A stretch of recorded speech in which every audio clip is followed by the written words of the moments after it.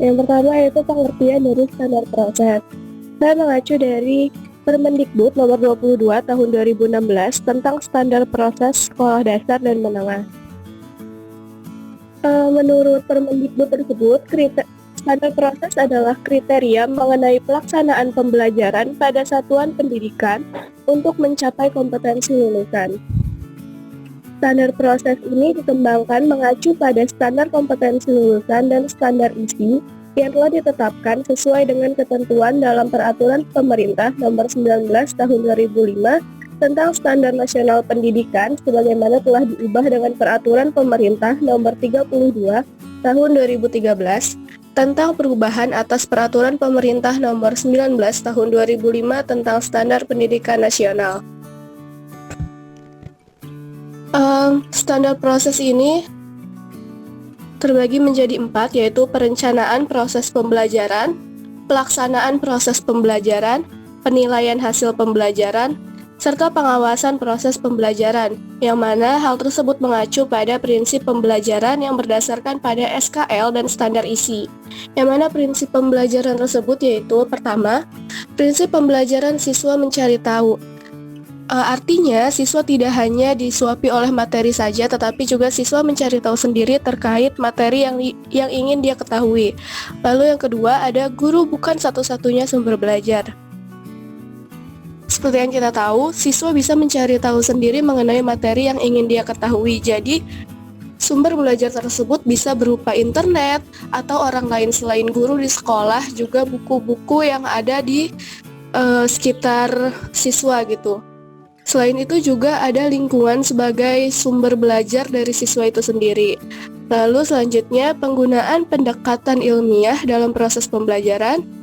Lalu pembelajaran berbasis kompetensi, pembelajaran terpadu, dan prinsip pembelajaran dengan jawaban multidimensi.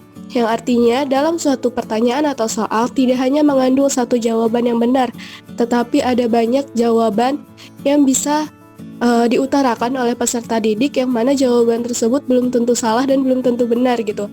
Jadi kalau sebelumnya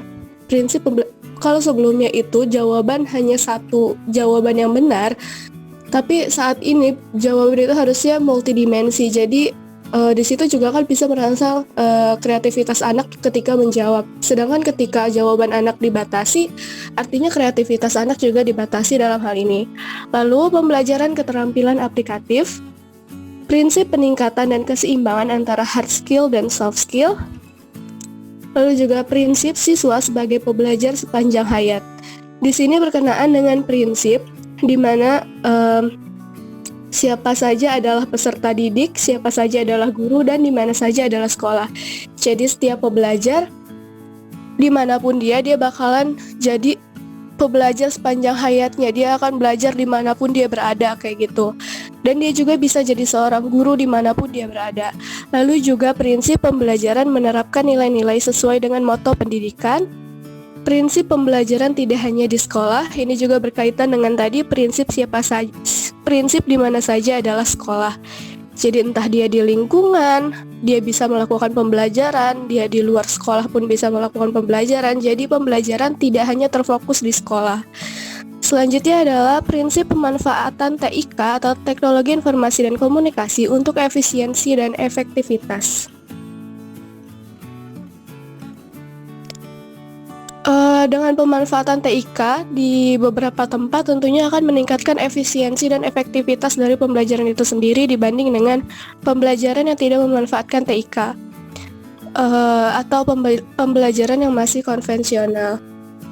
Lalu yaitu prinsip multikultural, yaitu pengakuan atau perbedaan individual dan latar belakang budaya peserta didik. Jadi di sini prinsip pembelajaran haruslah tidak melihat latar belakang peserta didik, tapi melihat peserta didik sebagai peserta didik itu sendiri, bukan berdasarkan latar belakangnya. Oke. Yang pertama akan bahas yaitu perencanaan proses pembelajaran. Perencanaan proses pembelajaran ini yaitu berkaitan dengan silabus dan RPP. Sebelumnya, silabus itu adalah acuan penyusunan kerangka pembelajaran pada setiap bahan kajian mata pelajaran atau tematik kalau di SD.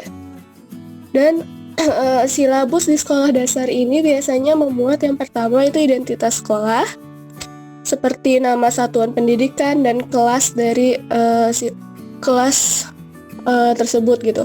Lalu juga ada kompetensi inti, gambaran secara kategorial mengenai kompetensi dalam aspek sikap, pengetahuan, dan keterampilan yang harus dipelajari peserta didik untuk suatu jenjang sekolah, kelas, dan mata pelajaran. Selanjutnya ada kompetensi dasar. Ini merupakan tujuan kemampuan yang lebih spesifik dari kompetensi inti gitu. Dia meliputi sikap, pengetahuan, dan keterampilan yang terkait muatan atau mata pelajaran. Selanjutnya yaitu tema untuk khusus di sekolah dasar.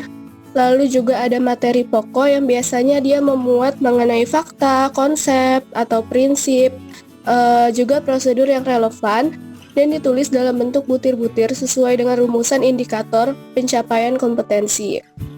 Selanjutnya adalah pembelajaran, yaitu kegiatan yang nantinya akan dilakukan oleh pendidik dan peserta didik untuk mencapai kompetensi yang dijalankan, yang diharapkan. Selanjutnya adalah penilaian. Penilaian ini merupakan sebuah proses pengumpulan dan pengolahan informasi untuk menentukan pencapaian hasil belajar peserta didik. Lalu selanjutnya ada alokasi waktu.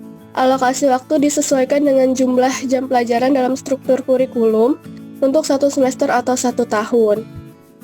Lalu selanjutnya adalah sumber belajar. Sumber belajar ini dapat berupa buku, media cetak, dan elektronik, alam sekitar, dan sumber belajar yang lainnya yang relevan. Ini mengacu pada prinsip pembelajaran yang tadi ya, di mana sumber belajar tidak hanya dari guru, tapi juga bisa dari lingkungan, dari media, dan lain-lain.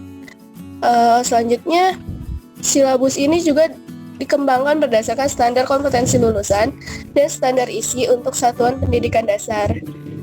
Silabus juga sebagai acuan untuk pengembangan rencana pelaksanaan pembelajaran atau RPP nanti. Nah, selanjutnya yaitu RPP. RPP adalah rencana kegiatan pembelajaran tatap muka untuk satu pertemuan atau lebih.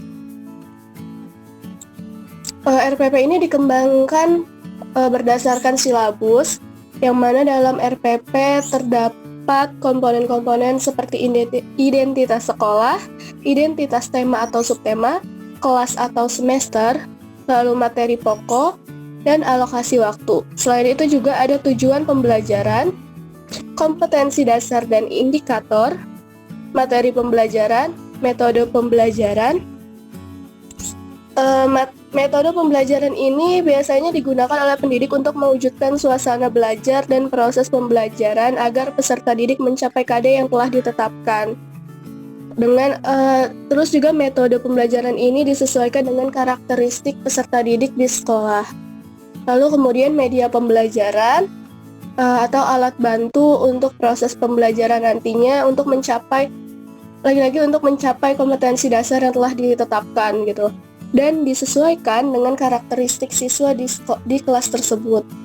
Kemudian sumber belajar, sama seperti tadi, sumber belajar bisa berisi buku, media cetak, alam sekitar, dan lain-lain. Lalu juga ada langkah-langkah pembelajaran atau hal-hal yang nantinya akan dilakukan oleh pendidik dan peserta didik, dan dalam tahapan yaitu pendahuluan, inti, dan penutup. Kemudian ada penilaian hasil pembelajaran. Selanjutnya yaitu RPP ini memiliki prinsip penyusunan. Yang pertama yaitu individual differences atau prinsip perbedaan individual peserta didik mengenai kemampuan awal, tingkat intelektual, bakat, potensi, minat, motivasi belajar, dan hal-hal lainnya yang mempengaruhi proses belajar. Di mana dalam penyusunan RPP ini, guru harus memiliki prinsip tersebut agar pembelajaran dapat berjalan dengan baik dan tidak ada perlakuan yang jomplang gitu antara siswa satu dan siswa lainnya. Dan guru juga harus memaklumi setiap perbedaan yang ada pada siswa tersebut. Lalu yang kedua, prinsip partisipasi aktif peserta didik. Jadi dalam penyusunan RPP itu harus menekankan kegiatan-kegiatan yang membuat peserta didik berpartisipasi secara aktif gitu. Jadi kalau misalkan di RPP itu semuanya metodenya ceramah, artinya di situ nggak ada kesempatan peserta didik untuk berpartisipasi aktif, berarti RPP tersebut tidak sesuai dengan prinsip penyusunan gitu. Kemudian pusat pada siswa. Jadi lagi-lagi ini bukan berpusat pada guru, tapi juga berpusat kepada siswa agar siswa dapat berpartisipasi aktif. Jadi di sini ada timbal balik antara guru dan peserta didik. Jadi nggak hanya guru yang ceramah, tapi peserta didik juga bisa memberikan timbal balik begitu. Literasi dan menulis, yang mana ini dirancang untuk mengembangkan kegemaran membaca, pemahaman terkait beragam bacaan, lalu juga ekspresi atau membantu anak untuk berekspresi dalam tulisan gitu. Lalu juga ada selanjutnya prinsip pemberian feedback dan tindak lanjut. Pemberian feedback dan tindak lanjut ini maksudnya adalah di RPP itu harus ada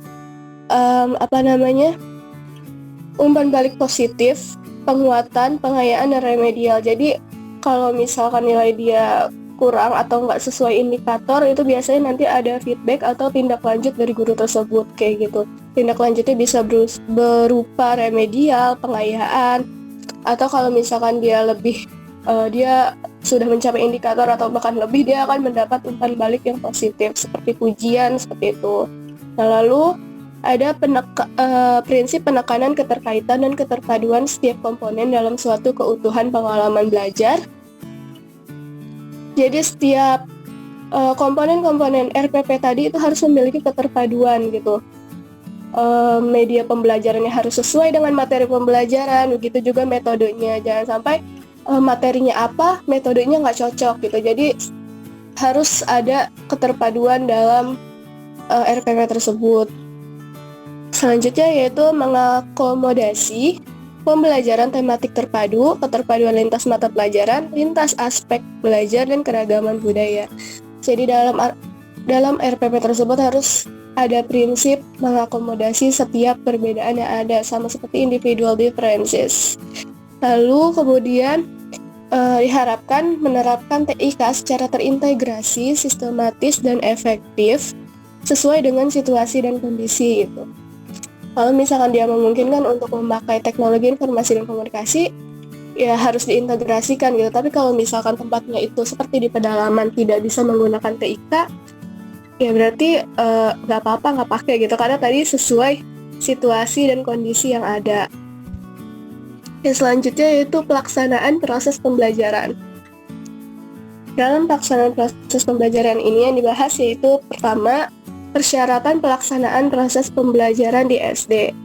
Proses pelaksanaan pembelajaran di SD ini alokasi waktunya yaitu 35 menit dengan jumlah 6-24 rombongan belajar dan 28 siswa per rombongan belajar. Lalu jumlah buku teks pelajaran itu harus disesuaikan dengan banyaknya siswa. Diusahakan harus sesuai banyaknya siswa, jadi supaya siswa bisa belajar dengan buku tersebut gitu. Kalau misalkan bukunya tidak sesuai, misalkan kurang gitu kan, akan sulit untuk siswa lainnya yang misalkan tidak mendapatkan buku tersebut untuk belajar gitu. Lalu ada pengelolaan kelas dan laboratorium. Dalam pengelolaan kelas dan laboratorium, di sini guru wajib menjadi teladan bagi peserta didik, baik dalam hal menghayati dan mengamalkan ajaran agama, juga dalam berperilaku, seperti guru harus berperilaku jujur, disiplin, tanggung jawab, dan peduli. Kemudian ada guru menyesuaikan pengaturan tempat duduk sesuai tujuan dan karakteristik proses pembelajaran. Jadi guru mengatur posisi tempat duduk, misalkan di rolling dari yang di belakang terus dipindah ke depan, atau membentuk letter U untuk mengakomodasi metode pembelajaran yang dia gunakan, seperti itu. Lalu kemudian volume, suara, dan intonasi guru harus dapat didengar jelas. Jadi volume, suara, dan intonasi guru ini harus dapat didengar jelas, bahkan sampai anak yang duduknya di paling belakang. Karena kalau misalkan suaranya atau intonasinya nggak terdengar jelas, nggak terdengar sampai belakang, kan kasihan kan yang belakang, jadi dia nggak bisa mendengar gitu, gurunya nggak bisa, jadinya nanti bisa berpengaruh ke hasil belajarnya dia kayak gitu. Lalu guru wajib menggunakan kata-kata santun, lugas, dan mudah dimengerti. Kemudian guru menyesuaikan materi pelajaran dengan kecepatan dan kemampuan belajar peserta didik. Lalu guru menciptakan ketertiban, kedisiplinan, kenyamanan, dan keselamatan. Kemudian guru memberikan penguatan dan feedback terhadap hasil dan proses belajar peserta didik, serta mendorong dan menghargai pendapat peserta didik. Jadi ketika peserta didik berpendapat yang mana mungkin itu nggak sesuai dengan apa yang ada, guru harus menghargai pendapat tersebut gitu. Dan kalau misalkan dia udah sesuai gitu jawabannya, guru harus memberikan penghargaan terkait pendapat peserta didik tersebut. Lalu kemudian guru berpakaian sopan, bersih, dan rapi. Guru menjelaskan silabus mata pelajaran ke peserta didik di awal semester. Jadi di awal semester itu idealnya guru menjelaskan terkait silabus mata pelajaran ke peserta didik agar peserta didik itu tahu tujuan dia belajar itu apa. Seperti itu. Lalu memulai dan mengakhiri pembelajaran sesuai waktu yang ditentukan. Kalau misalkan alokasi waktunya 30 menit, berarti guru seharusnya tidak kurang atau tidak lebih dari 35 menit tersebut gitu. Karena kalau misalkan lebih dari 30 menit, dikhawatirkan nanti peserta didiknya malah jadi bosan gitu kalau misalkan tidak sesuai dengan alokasi waktu yang sudah ditentukan. Karena pastinya alokasi waktu itu sudah dipikirkan kenapa alokasi waktunya selama itu atau sebentar itu kayak gitu. Lalu selanjutnya yaitu pelaksanaan pembelajaran SD, yang mana ini merupakan implementasi dari RPP yang meliputi seperti kegiatan pendahuluan, inti, dan penutup. Yang pertama yaitu kegiatan pendahuluan. Nah, dalam kegiatan pendahuluan ini, guru wajib menyiapkan peserta didik secara psikis dan fisik, lalu juga memberi motivasi belajar secara kontekstual, atau yang relate dengan keadaan di sekitar peserta didik gitu. Ini juga berkaitan dengan menyiapkan peserta didik secara psikis. Kemudian, mengajukan pertanyaan yang mengaitkan pengetahuan sebelumnya terkait materi yang akan dipelajari. Lalu, menjelaskan tujuan pembelajaran atau KD yang akan dicapai. Ini juga supaya peserta didik tahu tujuan dia belajar materi ini tuh biar apa. Jadi, nggak yang belajar aja gitu, tapi peserta didik juga tahu tujuan dia. Lalu juga menyampaikan cakupan materi dan penjelasan uraian kegiatan sesuai silabus. Oke, selanjutnya di kegiatan inti. Kegiatan inti ini menggunakan sumber belajar, metode, model, dan media pembelajaran yang disesuaikan dengan karakteristik peserta didik dan muatan pembelajaran. Pemilihan pendekatan tematik atau tematik terpadu, scientific, inquiry, discovery, project-based learning yang disesuaikan dengan karakteristik kompetensi dan jenjang pendidikan. Jadi dalam pemilihan metode, model itu kembali lagi dilihat dari karakteristik peserta didik di kelas tersebut, juga dengan karakteristik dari kompetensi yang ada pada materi tersebut gitu, apakah sesuai dengan jika menggunakan metode atau model ini kayak gitu. Jadi guru harus menganalisis terlebih dahulu terkait kegiatan inti ini mau menggunakan apa. Kemudian di kegiatan penutup. Di kegiatan penutup, guru maupun peserta didik baik secara individual maupun kelompok melakukan refleksi untuk mengevaluasi seluruh rangkaian dan hasil belajar, memberikan feedback, melakukan kegiatan tindak lanjut, dan menginformasikan kegiatan pembelajaran untuk pertemuan selanjutnya. Jadi di kegiatan penutup ini diberikan feedback dari apa yang dipelajari, kayak misalkan memberikan kesimpulan dari materi yang tadi dipelajari itu apa aja, seperti itu. Lalu juga melakukan tindak lanjut kalau misalkan ada yang belum sesuai dengan indikator atau tujuan yang dicapai, itu tindak lanjutnya apa nantinya, seperti itu. Lalu juga menginformasikan kegiatan pembelajaran untuk pertemuan selanjutnya. Misalkan besok kita akan membahas terkait energi, jadi supaya anak bisa belajar terlebih dahulu terkait materi besok gitu. Lalu kemudian kita masuk ke penilaian proses dan hasil belajar. Dalam penilaian proses dan hasil belajar ini menggunakan pendekatan authentic assessment atau penilaian autentik, yang mana penilaian autentik ini menilai kesiapan, proses, dan hasil belajar peserta didik secara utuh. Jadi dia bukan hanya melihat hasil belajar tok gitu, gak melihat ujungnya, tapi juga melihat prosesnya gitu. Lalu juga keterpaduan dari ketiga komponen tersebut akan menggambarkan kapasitas, daya, dan perolehan belajar peserta didik yang mampu menghasilkan dampak instruksional pada aspek pengetahuan baru, pada aspek pengetahuan dan dampak pengiring pada aspek sikap. Yang dimaksud dengan ini yaitu dari kesiapannya peserta didik atau proses ketika belajar itu. Jadi kita tahu kapasitasnya peserta didik itu segimana, gaya belajarnya dia gimana, perolehan belajar peserta didik itu kayak gimana gitu. Lalu ada hasil penilaian autentik. Hasil penilaian autentik ini biasa digunakan untuk merencanakan program remedial, enrichment, atau pelayanan konseling. Jadi kalau misalkan dia belum mencapai tujuan, dia di remedial atau dia dikasih pengayaan. Kalau misalkan dia udah sesuai gitu, atau pelayanan konseling kalau misalkan ada hal-hal yang sekiranya menjadi penghambat dia ketika belajar gitu. Kemudian sebagai bahan untuk memperbaiki proses pembelajaran sesuai dengan standar penilaian pendidikan. Jadi ketika udah tahu hasil penilaiannya itu begini, selanjutnya dan di saat ini itu kekurangannya apa, jadi selanjutnya itu bisa diperbaiki gitu, apa yang kurang dari yang sebelumnya gitu.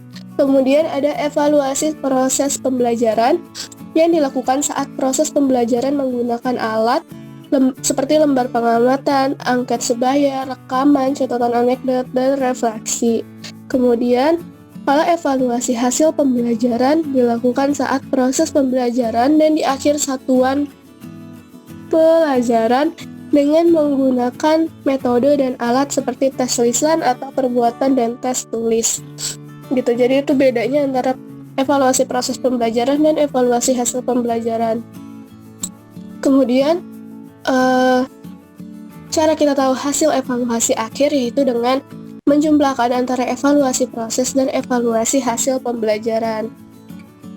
Jadi hasil evaluasi akhir itu adalah gabungan dari evaluasi proses pembelajaran dan evaluasi hasil pembelajaran. Selanjutnya yaitu pengawasan proses pembelajaran. Pengawasan proses pembelajaran dilakukan oleh Kepala Satuan Pendidikan dan Pengawas melalui kegiatan pemantauan, supervisi, evaluasi, pelaporan, serta tindak lanjut secara berkala dan berkelanjutan. Pengawasan ini memiliki prinsip objektif dan transparan untuk meningkatkan mutu secara berkelanjutan. Kemudian, sistem dan entitas pengawasan. Kepala sekolah, pengawas, dan lembaga penjaminan mutu pendidikan melakukan pengawasan dalam rangka peningkatan mutu. Sedangkan pengawasan dalam bentuk supervisi akademik dan supervisi manajerial hanya dilakukan oleh kepala sekolah dan pengawas.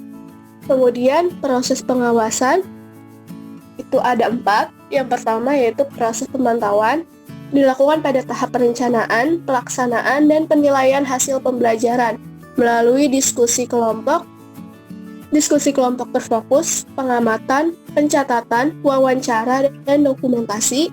Kemudian proses pengawasan supervisi dilakukan pada tahap perencanaan, pelaksanaan, dan penilaian hasil pembelajaran dilakukan melalui pemberian contoh pembelajaran di kelas, diskusi, konsultasi, atau pelatihan. Supervisi ini dilakukan kepada gurunya gitu. dilihat dari pemberian contoh pembelajaran di kelas, diskusi konsultasi, atau pelatihan. Jadi bagaimana guru mengembangkan kemampuannya ketika mengajar itu di supervisi. Kemudian ada proses pelaporan. Pelaporan hasil kegiatan pemantauan, supervisi, dan evaluasi proses pembelajaran disusun dalam bentuk laporan untuk kepentingan tindak lanjut pengembangan keprofesionalan pendidik secara berkelanjutan. Kemudian tindak lanjut setelah 3 proses tadi, yaitu penguatan dan penghargaan kepada guru yang menunjukkan kinerja yang memenuhi atau melampaui standar, dan juga pemberian kesempatan kepada guru untuk mengikuti program pengembangan keprofesionalan berkelanjutan.